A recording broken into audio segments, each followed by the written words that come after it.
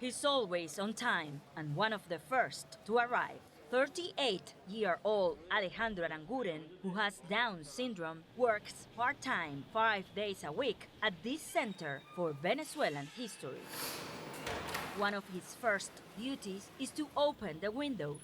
As an administrative assistant, he has many tasks, but he accomplishes them all with a sense of diligence and responsibility. Aquí estoy bien. I feel good here. I'm fine. My colleagues are great. I always greet them when I arrive in the mornings, and then I go straight to my office. Llego directo a mi oficina.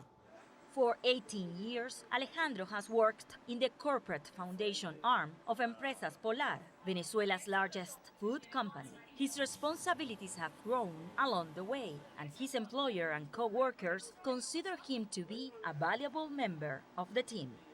Alejandro, como te decía hace un momento. Alejandro is one of us. The only difference between Alejandro and us may be his physical features, but apart from that, he's a fully functional person. Alejandro entered the job market with the support of Asodeco, a Venezuelan non-profit that helps young adults with disabilities successfully integrate into the workforce. About 400 people have been trained to work in the food industry and in a variety of fields. Once a month, Alejandro meets with Asodeco's employment specialist for a follow-up. It's not easy for someone with a disability to get a job in Venezuela, and experts say the coronavirus pandemic has made it even harder. Faltan muchísimas personas. There are many people with disabilities that need to be included, and more people are arriving looking for an opportunity or employment. With the pandemic, a large number of our protégés became unemployed because some companies also closed. In 2007, Venezuela passed a law requiring companies to have at least 5% of their payrolls dedicated to people with disabilities. But there are no official government figures on whether companies are following the rules. Even with this legislation in place, it's not easy for people with disabilities to find a job. They face many barriers as they try to pursue a career, ending without active social life, friends, or colleagues.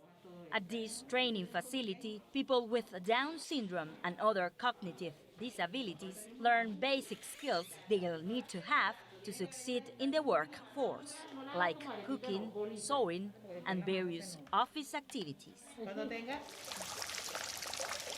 Alejandro's hard work is paying off, and he knows what he'll do with the money he makes. Now my father is sick. He has high sugar levels. He is diabetic.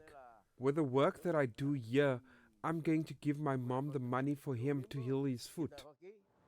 On a daily basis, Alejandro not only is leaving a big impression among his peers, but also proving what a person with Down syndrome can accomplish. Maritrini Mena, CGTN, Caracas.